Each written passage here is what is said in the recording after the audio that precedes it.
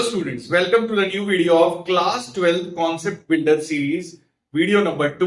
So students, इस series की पहली वीडियो में मैंने प्रोविजन फॉर डाउटफुल डेब्ट्स की ट्रीटमेंट सिखाई थी रीवैल्यूएशन अकाउंट में, जिसमें हमने 11 क्वेश्चंस किए थे और हर तरीके का केस समझा था कि प्रोविजन की ट्रीटमेंट रीवैल्यूएशन अकाउंट में कैसे करी जाती है। सो आज की वीडियो में हम जितने भी हमारी एडजस्टमेंट बच जाती हैं प्रोविजन के सिवा वो इस वीडियो में समझेंगे।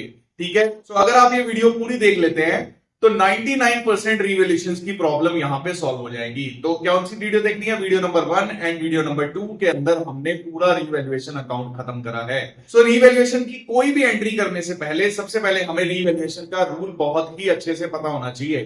तो रिवैल्यूएशन का रूल क्या होता है? रिवैल्यूएशन में डेबिट साइड होती है, लेफ्ट साइड डेबिट होती है और राइट साइड होती है क्रेडिट। ठीक है, लेफ्ट साइड में हम रिकॉर्ड करते हैं लॉस, और लॉस कब होता है? जब हमारे एसेट्स की वैल्यू कम हो जाती है तो हमें लॉस हो जाता है फॉर्म के अंदर। अगर हमारी लायबिलिटीज बढ़ती हैं तब हमको लॉस होता है। ठीक है, तो अगर लॉस होगा तो हम डेबिट साइड में रिकॉर्ड करेंगे, और इसका अपोजिट होता है प्रॉफिट। प्रॉफिट कब होगा? अगर हमारे एसेट्स बढ़ जाएंगे तब हमें प्रॉफिट हो जाएगा, और या फिर हमारी लायबिलिटीज कम हो जाएंगी तब हमको प्रॉफिट होगा। ठीक है, तो मींस अगर प्रॉफिट होगा तो हम क्रेडिट साइड में रिकॉर्ड करेंगे, लॉस होगा तो उसको डेबिट साइड में रिकॉर्ड करेंगे। ठीक है, तो स्टूडेंट्स इस वीडियो में हम एक क्वेश्चन करने वाले हैं जिसके अंदर 24 एडजस्टमेंट्स हम सॉल्व करेंगे। सो क्वेश्चन स्टार्ट करने से पहले सबसे पहले हमें एक कॉन्सेप्ट समझना है, वो क्या है? तो कहीं पर भी टू और एट लिखा हो तो इसका मतलब क्या है? हम उसको क्या मानेंगे? हम उसको मानेंगे कि आज उस चीज की वैल्यू इतनी हो गई है। और बाय का मतलब होता है दिस वैल्यू मतलब इतनी वैल्यू से। तो अगर कहीं पर भी बाय लिखा होगा तो इसका मतलब ये होगा कि इतनी वैल्यू से बढ़ गई है या कम हो गई है। ये हमें क्वेश्चन बताएगा कि बढ़ रहा है या कम हो रहा है। तो बाय वाले में हमें क्या करना है? हमें किसी भी चीज को कंपेयर नहीं करना होता, हमें सीधा वैल्यू को लिखना होता है। तो स्टूडेंट्स चलिए अब क्वेश्चन स्टार्ट करते हैं एंट्री नंबर 1 के साथ। पहली एंट्री है stock is revalued at 30,000। At का मतलब क्या है? अब एट देखो, यहाँ पे एट लिखा हुआ है। एट का मतलब करंट वैल्यू, मतलब आज की डेट में स्टॉक की वैल्यू 30,000 हो गई है। तो हमें चेक करना पड़ेगा पुरानी बैलेंस शीट से कि पहले कितनी थी। तो हम बैलेंस शीट के अंदर जाएंगे तो स्टॉक देखो, वहां पे स्टॉक वहां है 24,000 रुपए का। आज हो गया वो 30,000 का, पहले था 24,000 का। तो क्या हुआ? यहाँ पे 6,000 रुपए बढ़ गए हैं। तो स्टॉक यहाँ पे क्या है? स्टॉक एक एसेट है, और एसेट जब बढ़ता है तो प्रॉफिट हो जाता है। और कितना बड़ा है हमें वो रिकॉर्ड करना होता है। तो हमारी जो वैल्यू बड़ी है हमें वो रिकॉर्ड करनी है। हम पहले 24,000 था, 30,000 हो गया, बड़ा कितना? 6,000। तो हम 6,000 को रिकॉर्ड करेंगे। प्रॉफिट हो रहा है तो प्रॉफिट वाली साइड को रिकॉर्ड करेंगे। प्रॉफिट वाली साइड होती है क्रेडिट। तो मींस यहां लिखेंगे बाय स्टॉक कितने रुपए बढ़ गया? 6,000। सिर्फ उसी को रिकॉर्ड किया जाएगा। ठीक है, पहली एंट्री होगी। और सेकंड एंट्री पे stock is reduced depreciated to 20%। अब रिड्यूस और डेप्रिशिएटेड में स्लैश लगा हुआ है, मींस इन दोनों में से कुछ भी लिखा हो सकता है। तो दोनों चीजें हमने यहाँ पे कवर कर दी है। रिड्यूस लिखा हो चाहे डेप्रिशिएटेड लिखा हो, बात एक ही है। अब रिड्यूस और डेप्रिशिएटेड टू 20,000। अब टू का मतलब फिर से टू आ गया, पहले एट आया था। एट और टू का मतलब एक ही होता है। तो अब क्या इसका मतलब हुआ कि स्टॉक की करंट वैल्यू, स्टॉक की आज की डेट की वैल्यू कितनी होगी? 20,000 रुपए। पहले कितनी थी? पहले 24,000 थी, आज होगी 20,000। 20,000 होगी तो इट मींस 4,000 रुपए कम हो गए। तो स्टॉक एक एसेट है, और जब एसेट कम हो जाता है तो हमें क्या होता है? लॉस होता है। तो हम लॉस में लिखेंगे, मींस टू वाली साइड में लिखेंगे टू स्टॉक, और जितना लॉस हुआ है सिर्फ वो ही रिकॉर्ड करेंगे। तो लॉस हमें हुआ है यहाँ पे 4,000। अब आते हैं नेक्स्ट थर्ड एंट्री पे। Stock is increased slash appreciated to 30,000। अब ये भी लिखा हो सकता है, इंक्रीज भी लिखा होता है, एप्रिशिएटेड भी लिखा हो सकता है। दोनों की बात एक ही है, इन दोनों में से एक ही चीज लिखी होगी। टू का मतलब अब फिर से वो करंट वैल्यू दे रखी है हमको कि आज की डेट में जो स्टॉक है वो कितना हो गया? वो 30,000 हो गया। तो पहले कितना था? पहले 24,000 था, आज 30,000 हो गया। तो क्या कितना डिफरेंस आया? 6,000 रुपए का। 6,000 रुपए बढ़ गया है स्टॉक। तो स्टॉक जब 6,000 बढ़ गया तो हमें क्या होगा? प्रॉफिट होगा। तो मींस हम फिर से लिखेंगे बाय स्टॉक कितने? 6,000 रुपीज। ठीक है, ये तो अभी हमारी थर्ड एंट्री होगी। तो नंबरिंग कर देते हैं। पहली एंट्री ये थी, दूसरी हमारी ये थी, तीसरी हमारी ये होगी। अब हम चौथी एंट्री देखते हैं। चौथी एंट्री देखो, stock is appreciated slash increased by 6,000। अब देखो यहाँ पे आ गया बाय। बाय का मतलब क्या होता है? दिस वैल्यू, मतलब स्टॉक जो है कितनी वैल्यू से बढ़ गया। अब चाहे एप्रिशिएटेड लिखा हो चाहे इंक्रीज लिखा हो, हमें ट्रीटमेंट एक ही करनी है। ठीक, तो इंक्रीज बाय दिस वैल्यू मतलब 6,000 से बढ़ गया। तो हमें पुराना वाला स्टॉक देखना ही नहीं है वो कितना था। अगर बाय लिखा है तो हम सीधा, अगर बढ़ाने को बोल रहे हैं तो हम बढ़ा देंगे, घटाने को बोलेगा तो हम घटा देंगे। यहाँ पे क्या बोल रहा है, फोर्थ एंट्री में बढ़ाने को बोल रहा है, तो इट मींस प्रॉफिट होगा तो हम क्या लिखेंगे, बाय स्टॉक, और ये हमारी फोर्थ एंट्री है, ठीक है। और फोर्थ एंट्री में क्या लिखना है, 6000। सो स्टूडेंट्स, यहाँ पे जो मैंने नंबरिंग करी है ये मैंने सिर्फ आइडेंटिफिकेशन ऑफ एंट्री के लिए की है, आपको एग्जाम के अंदर ये नंबरिंग नहीं लिखनी है, ठीक है। तो चलो आगे देखते हैं। Fifth entry, stock is depreciated reduced by 4000। अब बोल रहे हैं कि स्टॉक जो है वो डेप्रिशिएट हो गया या रिड्यूस हो गया 4000 से। अब बाय लिखा हुआ है, बाय का मतलब इतनी वैल्यू से ही हुआ है, हमें कंपेयर नहीं करना किसी को भी। रिड्यूस हुआ है तो हमें लॉस हो गया, तो हम सिंपल क्या लिखेंगे, टू स्टॉक में लिख देंगे। कौन सी एंट्री है, एंट्री नंबर 5 है, और कितने रुपए हैं, 4000 रुपीज, तो हम यहां लिख देंगे 4000 रुपीज। उसके बाद नेक्स्ट आओ, सिक्स्थ एंट्री पे, stock is appreciated slash increased by 10%। तो अब ऐसा भी लिखा हो सकता है, जो स्टॉक है वो 10% से बढ़ गया, तो बाय 10% का मतलब क्या हुआ कि अब 10% से बढ़ गया है, तो हम स्टॉक को देखेंगे, स्टॉक था कितना, तो स्टॉक हमारा यहां था 24,000 रुपए का, 10% बढ़ गया, 10% बढ़ गया तो 24,000 का एक जीरो हटाओ, जीरो हटाओ तो कितना आ जाएगा, 2400। बढ़ गया है तो प्रॉफिट होगा। यहाँ पे डेप्रिशिएटेड भी हो सकता था, डिक्रीज्ड भी हो सकता था, तो अगर डिक्रीज होता तो हम कम कर देते, यहाँ पे बढ़ाने को बोल रहा है तो हमने बढ़ा दिया, ठीक। तो मींस यहाँ पे लिखेंगे बाय स्टॉक बढ़ गया है कितना, 2400। ये है हमारी एंट्री नंबर 6, ठीक है। तो चलिए अब देखते हैं एंट्री नंबर 7। अब एंट्री नंबर 7 to 10 जो है हमारी, वो है cases of over valued and under valued. ये हमें बहुत तंग करता है, तो इसको बहुत ही ध्यान से देखिएगा। पहली एंट्री है, stock is over valued bye 9000। अब ओवर वैल्यूड बाय 9000 का मतलब क्या हुआ, ओवर वैल्यूड का मतलब स्टॉक जो है उसकी असली वैल्यू जो है वो कम है, हमने अपनी उसको बुक में बढ़ा के लिखा।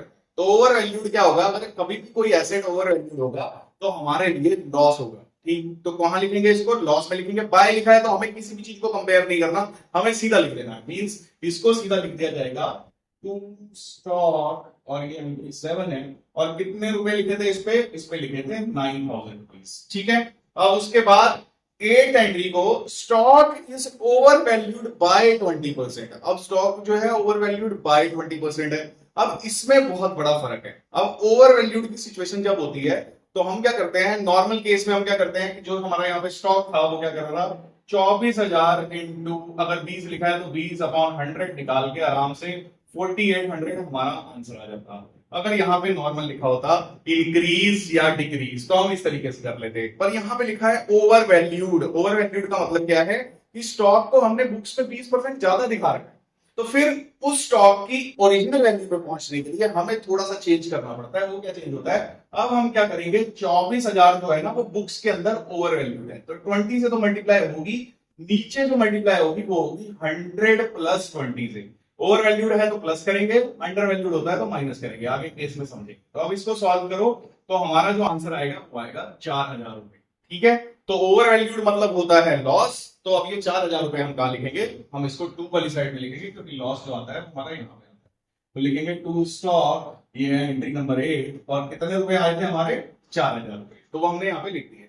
अब नेक्स्ट केस है 9th एंट्री में, machine is under valued bye 10,000। Under valued का मतलब हमने बुक में कम दिखा रखा है और मशीन की ओरिजिनल में वैल्यू ज्यादा है, ठीक। तो ज्यादा है तो हमें क्या होगा, प्रॉफिट होगा, तो प्रॉफिट वाली साइड पे बाय लिखा है तो हमें सिंपल लिख देना है, हमें कोई भी कंपैरिजन नहीं करनी है, तो प्रॉफिट वाली साइड पे हम लिख देंगे सीधा बाय मशीन।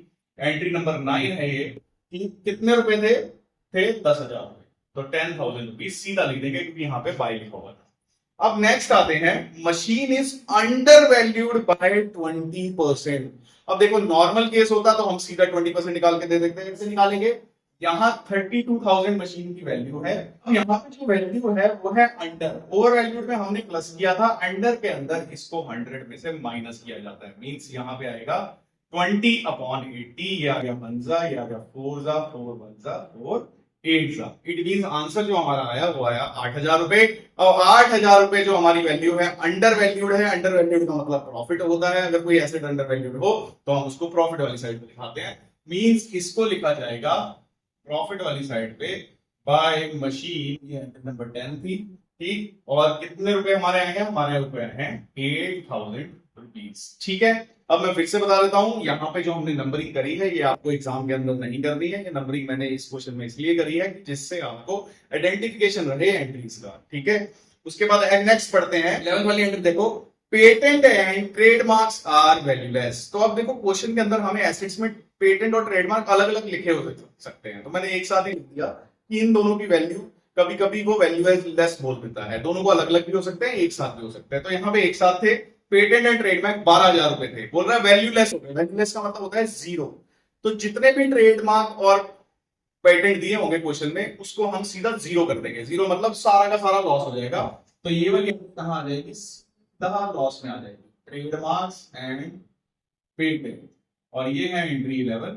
और कितने रुपए थे इसके अंदर, पूरे के पूरे 12,000 रुपए आ जाएंगे। जितने रुपए वहां पे लिखे होंगे, अगर वैल्यूलेस किसी चीज को करेगा तो सारा ही लॉस हो जाएगा, जितनी भी अमाउंट हो। उसके बाद नेक्स्ट पढ़ते हैं 12th एंट्री पे, a liability of 1,000 included in creditor is not likely to be claimed। बोल रहा है कि 1,000 रुपया क्रेडिटर के अंदर जुड़ा हुआ है जिसको अब पैसे नहीं देने हैं। तो कभी भी कोई लायबिलिटी के पैसे हमको नहीं देने होते तो हमारे लिए प्रॉफिट हो जाता है। अगर लायबिलिटी के पैसे ज्यादा देने हैं तो हमारे लिए लॉस होता है, ठीक है। तो यहाँ पे क्या होगा, सिंपल क्रेडिटर को पैसा नहीं देना तो ये प्रॉफिट वाली साइड में आ जाएगा, मींस ये आएगा टू बाय क्रेडिटर।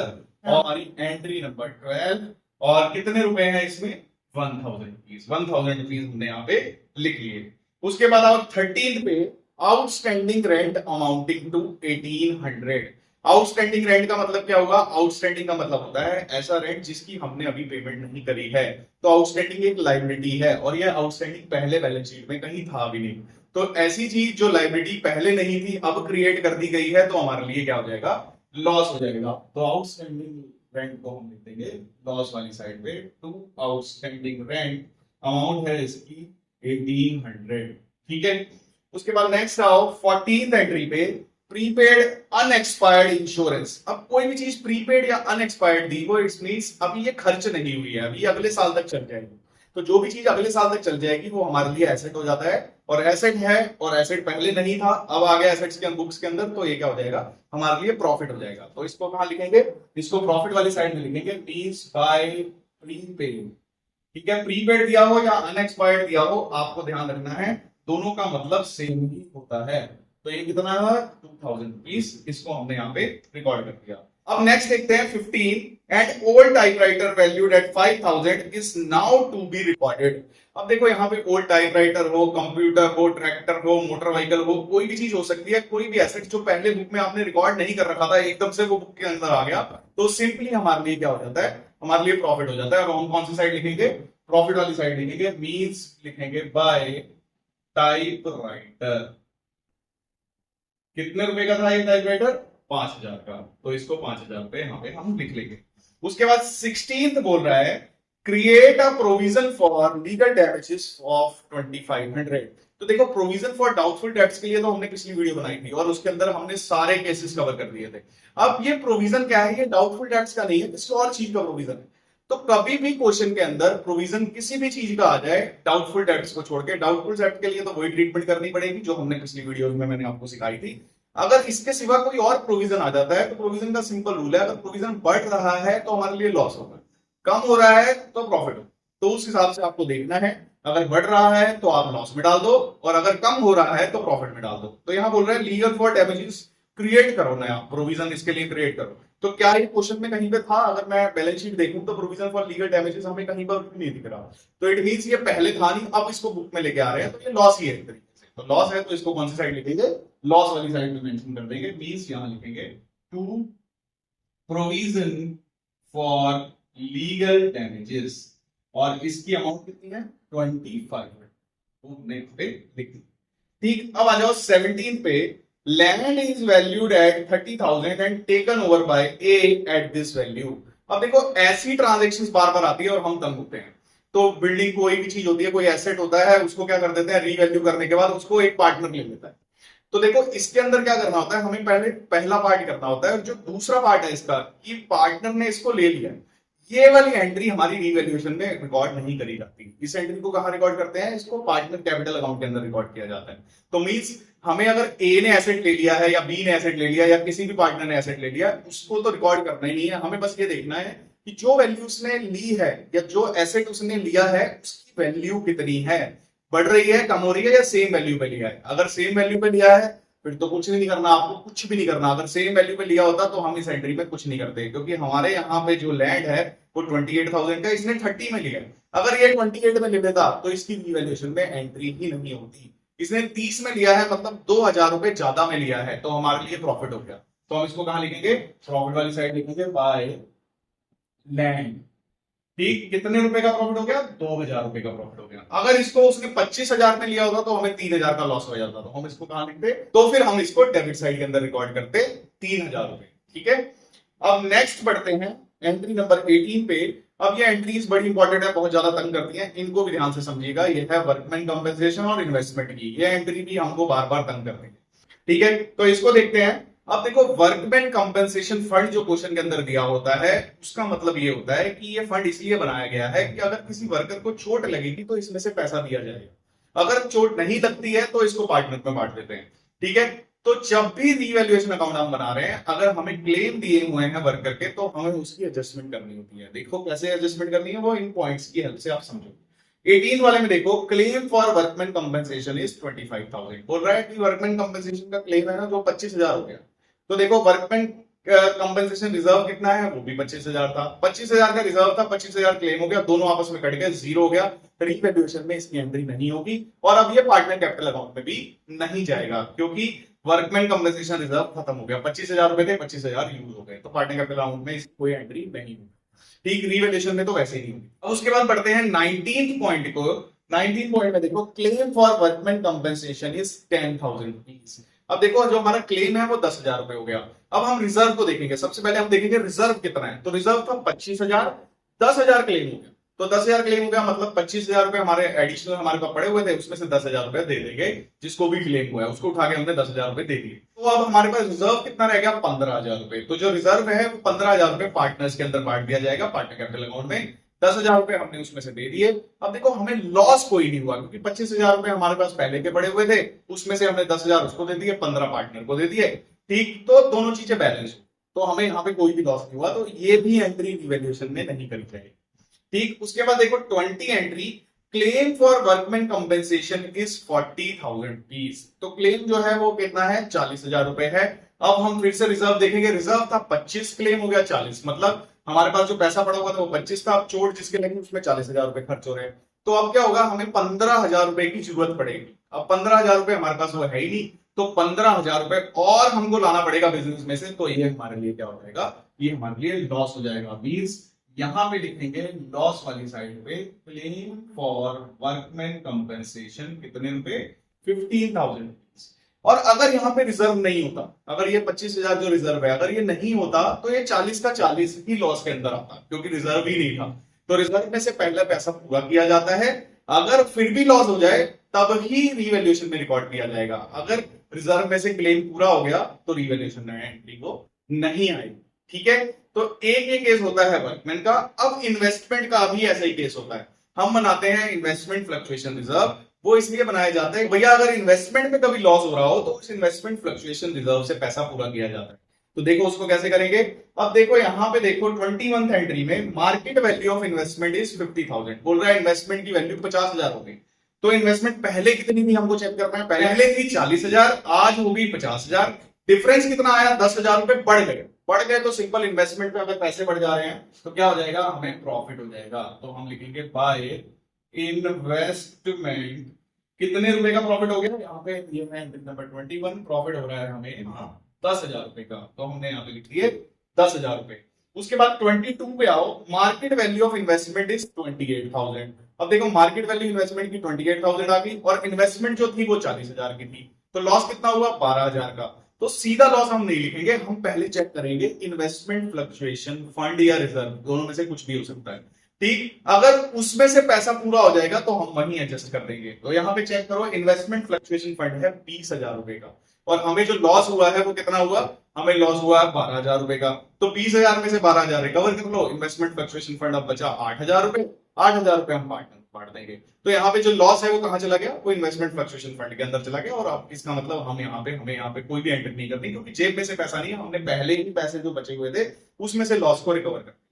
ठीक, अब यहाँ पे देखो, सपोज करो एक और हमें एंट्री इसमें डाल लेते हैं कि इन्वेस्टमेंट की जो वैल्यू है, जो करंट इन्वेस्टमेंट की वैल्यू है वो हो जाए 15,000 रुपए, मार्केट वैल्यू इन्वेस्टमेंट की हो जाए 15,000 रुपए। पहले कितनी थी, 40,000 रुपए, अब कितनी होगी, अब 15,000 रुपए हो गई। डिफरेंस कितना आ गया, डिफरेंस उसमें आ गया 25,000 रुपए का। अब हमें 25,000 का लॉस हो गया। अब जो इन्वेस्टमेंट फ्लक्चुएशन फंड है, पहले हम क्या करते हैं, पहले उसमें से पैसा पूरा करेंगे, अगर है तो। कई बार नहीं भी होता, नहीं होता तो सीधा लॉस में लिख देते हैं। तो यहाँ पे है 20,000 रुपए, तो हमने 25,000 रुपए का लॉस हुआ, 20,000 तो एडजस्ट हो गए वहां से, 5,000 रुपए अभी भी बच गए। तो 5,000 रुपए अब कहां लिखे जाएंगे, 5,000 रुपए अब लिखे जाएंगे हमारे रीवैल्यूएशन में लॉस साइड पे। तो हम क्या लिखेंगे यहाँ पे, टू इन्वेस्टमेंट 5,000। ठीक है, तो ऐसी सिचुएशन में इन्वेस्टमेंट यहां पर आ सकती है। ठीक है, चलो अब नेक्स्ट देखते हैं 23, liability for provident fund was only 15,000। अब देखो प्रोविडेंट फंड क्या होता है, प्रोविडेंट फंड होता है एम्प्लॉय का पैसा जो पड़ा हुआ है, जो हमको जब एम्प्लॉय जाता है उसको रिटर्न करना होता है। तो यहाँ पे प्रोविडेंट फंड पड़ा हुआ है 19,000 रुपए, और बोल रहा है कि liability of provident fund was only 15,000। मतलब प्रोविडेंट फंड में आपने 19,000 डाल रखे हैं, 15 ही होने चाहिए। तो क्या हुआ, यहाँ पे प्रोविडेंट फंड एक लाइबिलिटी है, पहले 19 थी, अब 15 होनी चाहिए। तो कितना डिफरेंस आ गया, मतलब 4,000 रुपए हमने फालतू डाल रखे हैं फंड के अंदर। तो इसमें 4,000 रुपए हम निकाल लेंगे, हमारा प्रॉफिट हो जाएगा। तो हम क्या लिखेंगे, by provident fund entry number 23, कितने, 4,000 रुपए। ठीक है, उसके बाद नेक्स्ट देखो 24 को, liability for provident fund was 25,000। Provident fund पहले कितना था, 19,000 रुपए, अब कितना हो गया, 24,000 रुपए। कितना डिफरेंस आ गया, 5,000 रुपए बढ़ गया। प्रोविडेंट फंड लाइबिलिटीज में लिखा हुआ है, लाइबिलिटी बढ़ती है तो क्या होता है, लॉस होता है। तो 20 लॉस वाली साइड में रिकॉर्ड कर देंगे प्रोविडेंट फंड को कितने रुपए से, जितना फर्क है, फर्क 6,000 रुपए का। ठीक है, अब क्या किया जाता है, ये सारी एंट्रीज जब यहां पे हो जाती हैं तो हमें क्या करना होता है, रीवैल्यूएशन का आंसर निकालना होता है। आंसर कैसे निकलता है रीवैल्यूएशन का, तो हमें हर लेजर की तरह रीवैल्यूएशन का भी आंसर निकलेगा। लेजर का सिंपल रूल होता है, जो भी ज्यादा साइड है उसमें से कम साइड को माइनस किया जाता है। तो अगर हम लेजर का सिंपल रूल होता है कि जो साइड ज्यादा होती है हमें उसका टोटल दोनों तरफ लिखना होता है, और जिस साइड बैलेंस कम होता है हम उस साइड पे बैलेंस लिखते हैं। तो इन दोनों साइड्स में से हमें चेक करना पड़ेगा कौन सी साइड ज्यादा है। तो मैंने चेक कर लिया है, ये वाली साइड ज्यादा है। इसका टोटल जितना भी होगा इन सबको हम प्लस करके यहाँ पे लिख देंगे, और इसका टोटल आ रहा है 63,300। अब यही वाला टोटल हम इस साइड लिख देंगे क्योंकि ये ज्यादा है। अब इसमें से इन सबको माइनस करके यहाँ पे हम लिख देंगे बाय लॉस ट्रांसफर टू। अब ये लॉस कैसे आया, देखो ये लॉस वाला टोटल बड़ा है, तो जो टोटल बड़ा होगा आंसर वो ही आएगा। अगर प्रॉफिट का टोटल बड़ा होता तो आंसर इस साइड आता और वो होता प्रॉफिट। तो यहाँ पे लॉस का टोटल बड़ा है तो आंसर जो होगा वो लॉस होगा। ठीक है, तो 63,300 में से इन सबको हम प्लस करके माइनस करेंगे और उसके बाद हमारा आंसर आ रहा है 900। ठीक है, अब हमारा 900 आ गया। इसको ओल्ड पार्टनर ओल्ड रेशियो में बांट देंगे, चाहे चैप्टर कोई भी हो। किसी भी चैप्टर में रिवैल्यूएशन का आंसर आ रहा हो, आपको क्या करना है कि ओल्ड पार्टनर ओल्ड रेशियो में बांट देना है। तो यहाँ पे ओल्ड पार्टनर कौन थे, ए और बी। तो यहाँ लिखेंगे ए कैपिटल अकाउंट और बी कैपिटल अकाउंट। इन दोनों कैपिटल अकाउंट के अंदर हम इस बैलेंस को ट्रांसफर कर देंगे। यहाँ पे रेशियो जो था वो इक्वल था, मींस दोनों का आंसर आ जाएगा 450 एंड 450। ठीक है, सो आई होप आपको ये रीवैल्यूएशन का कॉन्सेप्ट बहुत ही अच्छे से समझ आया होगा। ऐसी ही अकाउंट्स की कॉन्सेप्ट्स की वीडियोस देखने के लिए चैनल को लाइक एंड सब्सक्राइब करें। मिलते हैं नेक्स्ट वीडियो में क्लास 12 के न्यू कॉन्सेप्ट के साथ।